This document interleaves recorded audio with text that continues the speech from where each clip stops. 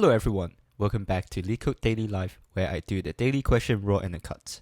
So we have a medium today, it's called Serial Array Transformation 1. So let's see what it wants. So we're given an array nums of length n, and how big is n? So it's 100,000. Each of the elements are also like 0 to 100,000. And then we are also given queries, which is a list of ints. So for each element in query, it consists of two numbers, it seems like. So I'm guessing it is some kind of range, like because it could be like Li and Ri. And we also have 100,000 of these queries. So yeah. So let's see what it wants. So for each queries, we want to select a subset of indices. Right, yeah, so you can like you can choose like any numbers within the range and L and R, and it seems like it is inclusive. And we want to decrement the values at the selected indices by 1.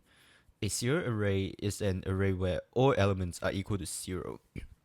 So we want to return true if it is possible to transform nums into a serial array after processing all the queries sequentially, and otherwise return false. So we want to see after we finish all these queries, is it possible to make the whole array 0? I think that's what it means, I think. So let's look at some examples. So here it is possible because like you can decrement all of these by 1, and it will become 0, right? So I think like we just want to do like, I guess, greedy to like kind of check like whenever we can decrement, we just want to decrement, and if it go past 0, it is fine, right? Like we know that it can be 0. But for this example, obviously the 4 cannot be turned into a 0, so it doesn't work. Yeah, so I think like the hard part for this question is you have to find a way to quickly remember which numbers have you decrement. So I think that's the hard part, I guess. Yeah, because like obviously the range could be like very wide, so you can't apply to each number. So you have to think of a way to like gradually decrease. Well, to quickly decrease, like for every query basically. So how could we do that? So let's think about that. Yeah, the first thing that came to mind is that we can look at each number. Yeah, we can look at each number gradually if we sort our queries array. So so for example, for 4, well, we need 4 queries that overlaps with 4 in order to solve this one, right? So for example, like the reason why this case doesn't work, well, we only have one interval that actually overlapped with the first element. So therefore, like we can only turn it into 3. But if we sort our queries based on the starting range, well, we can see like we can check how many intervals are currently there that covers our zeroth element. Yeah, that could still run into some issues. So let's try to like draw something out. So for example, so you have like 4, 3, 2, 1 in this case. So if you have like 0, let's say this is like 1. Yeah. So if this is 1, and then you have like 1, 3, and then maybe like 0, 4. So because like whenever you have intervals, there are two main ways of sorting them. So the first one is sorting it with the starting interval.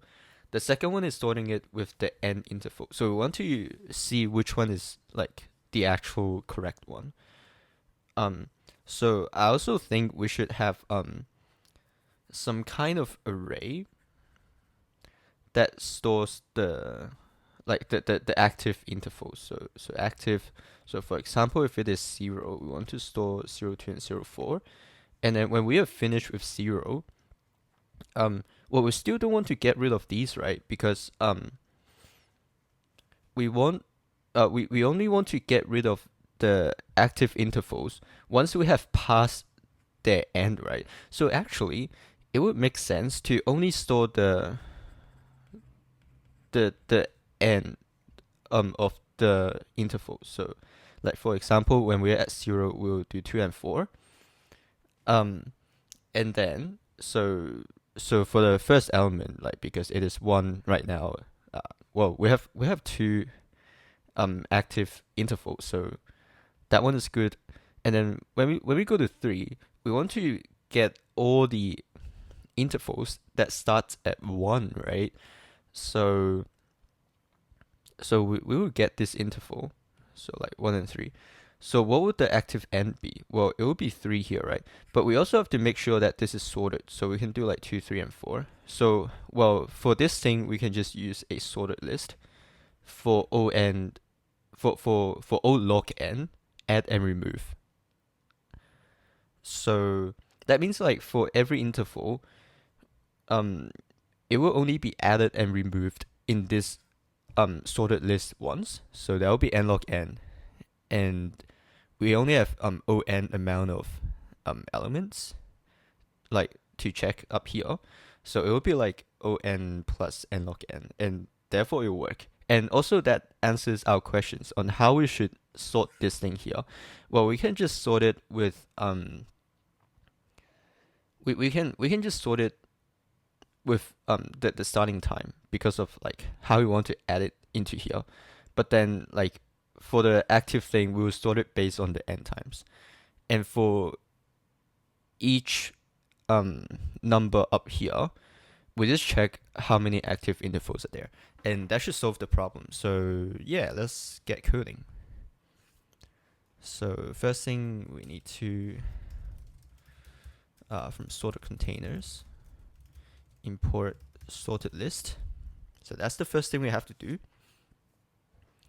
And then we want to sort our queries, right? So I think query sort should just sort it based on start time already. So we can just do that. And then what we can do is, so we can do for x in nums. I guess we also need the actual position, so we know like how many intervals we should like actually add in. So so remember we also have a active end. So that's this array here. So we will need it to be a sorted list. And now we also need like a query index to know where we're up to. So while q index is smaller than length of queries, and so we want to check queries q index. We want to check the start of that index, whether it is small enough to like whether it is small enough to actually be included in our current number. So we want to see whether that's smaller or equal to I. If not, it wouldn't be included, right? So we have to remember to increment q index, of course. And also before that, we would just do, I think it is add on sorted list. It will tell me the error afterwards if that's not correct. But we can just add queries q index, and 1. Yeah. I guess we also have to remove we also need to remove all the. I guess we don't even need a sorted list because we just want to keep popping until, so like for example when we get to the when we get to the third element, right, let's say, so because our active end has a 2 in there, so we just need to like keep popping until our end interval is equal or greater than the current index that we're looking at. So yeah, actually we don't even need sorted list. And sorted list is very powerful, but then at the same time it has a lot of overhead, so it is quite slow. So what we need instead is we need a heap. So import heap, and so we add these things in. Yeah, so we actually need heap q dot heap push here, and we'll push it to active end, and we'll push the end there. And now we have to find the first element of, so while active end, so while there are still elements in there, and active and 0, so that will be the smallest end time. If it is smaller than our index, well, it has been out of bounds already, right? So we can just get rid of it. So we can just do I think heap q heap pop active, and then like we can just pop that interval out. So after we have done that, we can check how many elements are in active end. So if length of active end is smaller, so if the number of active intervals is smaller than the element in our nums array, well, that means it cannot be turned to 0. So we can just return false here. But if all of these passes, we can just return true. So I think that should work. Yeah, it seems like it works, unless I'm missing something or flipped some of the. Okay, well it works. Why is it a bit slow though? Maybe I'm actually not sure, because like heap push and heap pop should be faster than sorted list. So I'm not sure why it is still a bit. It is quite slow. So yeah, but yeah, how do I get the intuition to solve this problem? I think like the first thing you have to note is that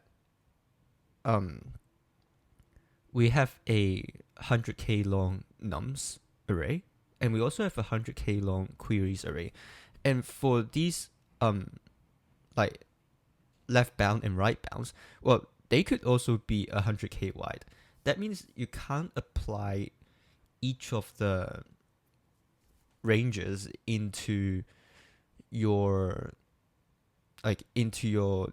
numbers directly, right? Because that would be too slow. Like if you think about it, it would be 100,000 times 100,000 in the worst case, and like obviously that's way too slow, right? So that means like we have to think about different ways to like we have to think about some smart ways to basically make this process quicker. Yeah, and the other thing to notice before like you think of a solution is that you only have to select a subset, so you're not forced to decrement all the numbers within this range, right? So what does that mean? That means like if we have like let's say if we have like 4 intervals, but we only have to decrement a number by 3, well, it will work automatically. So that means like we kind of like always want to apply to it until it gets to 0. So that's the greedy part. And then the final part is, I guess like just doing a lot more interval questions, cause like when I first see the interval, I like the first thing I thought about is like the the different ranges kind of like picture, right? So like for example, like we have these kind of ranges. Well, we can add and remove these intervals if we do a linear sweep, right? And for each of them, we basically just want to check like the intersection. So this would be like the first number. So like let's say like 2, 3, 1, 4, and so on. So this would be our nums array, right? So actually for each of them, we just want to see how many intervals intersect with well the vertical line, right? So if you think about it like that, it makes a lot of sense to like just gradually add your intervals in until you can't add any more. And yeah, and then like obviously the like to get the length of like the active intervals, that would be O1. So yeah, I think like that's how I kind of get the intuition for this question. But yeah, um I hope I hope my video has helped you understand this question and how to do it. And yeah, thanks for watching, and I'll see you tomorrow. Bye.